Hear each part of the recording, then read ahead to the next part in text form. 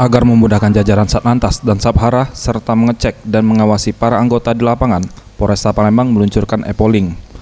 Kapolda Sumsel Irjen Pol Zulkarnain Adinegara mengatakan, sejauh ini ide dari anggota kepolisian sudah baik, akan tetapi harus dikembangkan sehingga dapat memudahkan berkoordinasi dengan masyarakat dan kepolisian di lapangan.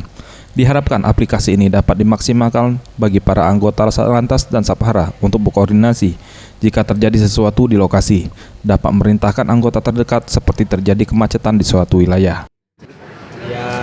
Ya saya kira ya sesuai dengan perkembangan teknologi lah. Ini kan mengikuti perkembangan teknologi, bahwa ada aplikasi semacam sistemnya juga semacam Grab, semacam Gopar, semacam Gojek, mantap.